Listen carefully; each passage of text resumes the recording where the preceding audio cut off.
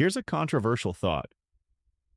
Xennials, those born roughly between 1976 and 1985, might be the last psychologically balanced generation. Not superior, not more intelligent, not morally better, but neurologically, socially, and developmentally more balanced. And almost nobody wants to say this out loud. Because generational conversations usually turn into culture wars. Boomers ruined everything. Millennials are entitled. Gen Z is fragile. But this isn't about blame. Yeah, it's about timing. And timing in psychology is everything. The order matters more than the change. Most people focus on what changed: technology, the economy, culture, but psychologists focus on when it changed relative to development. And that's where Xennials become interesting. You had an analog childhood, you experienced boredom without escape, you memorized phone numbers, you knocked on doors instead of sending texts, you missed TV shows, and they were just gone. There was friction in daily life. And friction builds regulatory capacity. When you were bored, you didn't scroll. You sat with it. You made something up, or you did nothing. That nothing is neurologically important. It trains the brain to self-stimulate, to imagine, to tolerate stillness. Then, just as your identity was solidifying, the world went digital. Not gradually, suddenly. Dial-up, cell phones, Friendster, MySpace, Facebook, smartphones. And here's the key difference. You didn't form your nervous system inside that ecosystem. You adapted to it. That order may be the entire story. Identity formed in private. There's something almost no one talks about. Xennials formed their identities before they were permanently observable. Your worst haircut? Not archived. Your awkward phase? Not searchable. Your teenage mistakes? Not replayable in 4K. You were allowed to reinvent yourself without digital residue. From a psychological perspective, that's massive. Identity formation requires experimentation. Experimentation requires privacy. Privacy requires impermanence. Gen Z never had impermanence. Millennials caught the very beginning of permanent documentation. But Xennials? You had a fully offline adolescence.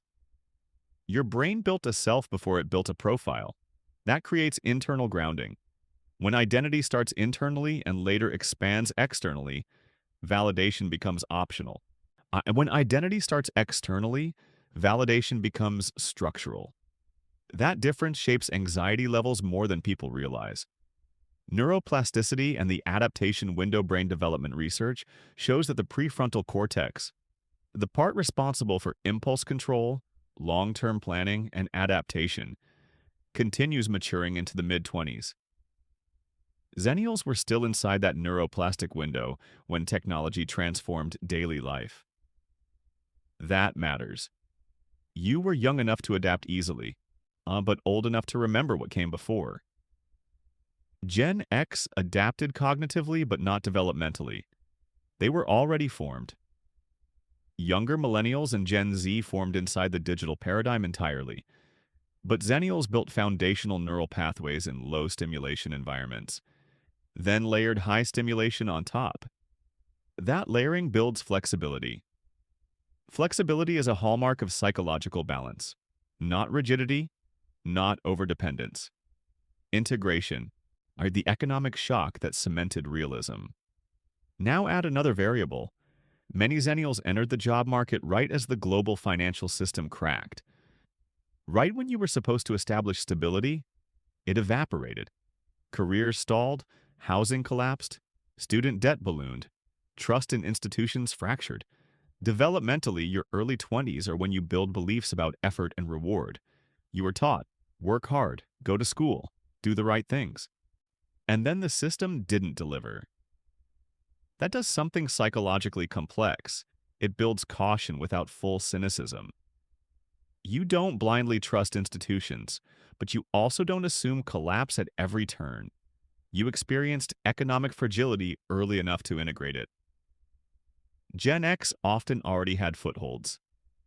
Younger millennials were still in school. Gen Z observed it as children, but Xennials felt it as emerging adults. That timing builds realism. Realism is different from pessimism, and it's calibrated optimism. You hope, but you hedge. Digital without dependency. Another controversial observation. Xennials tend to use technology as a tool.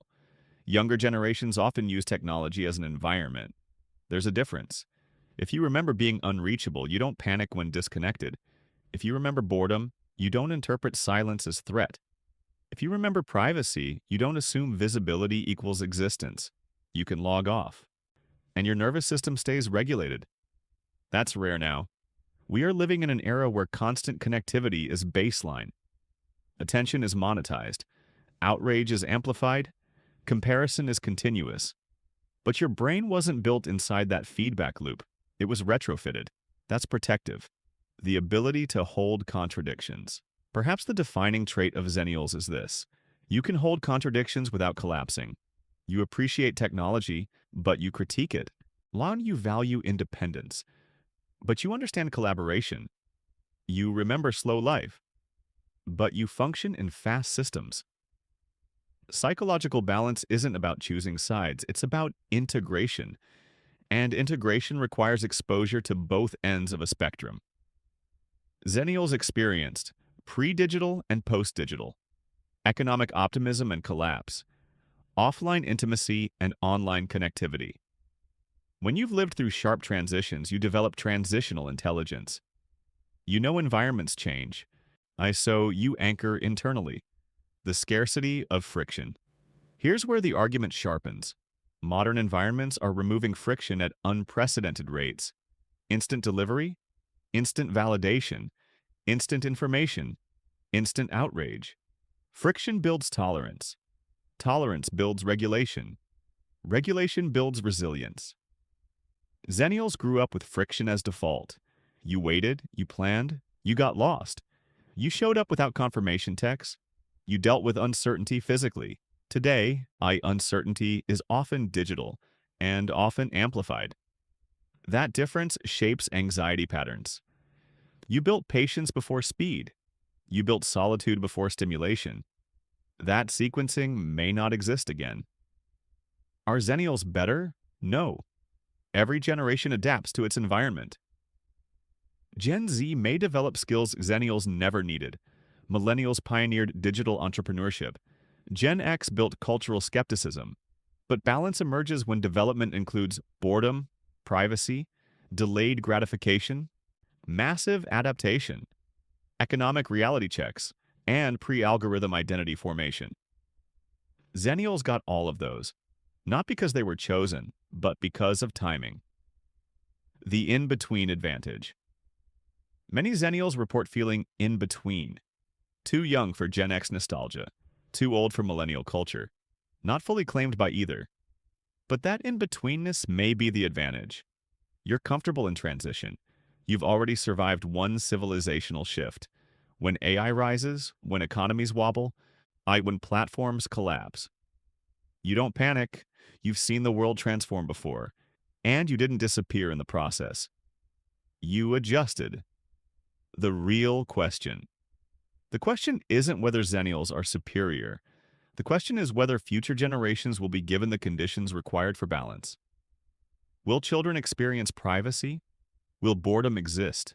Will identity form offline first? Will friction still train resilience? Or are we accelerating past those developmental buffers? Balance isn't automatic. It's built. And it requires environmental ingredients. Xennials may be the last generation that received that full combination before acceleration became exponential. Not because they're special, but because history paused long enough for them to develop before it sped up. And in a world addicted to extremes, balance might be the rarest trait of all.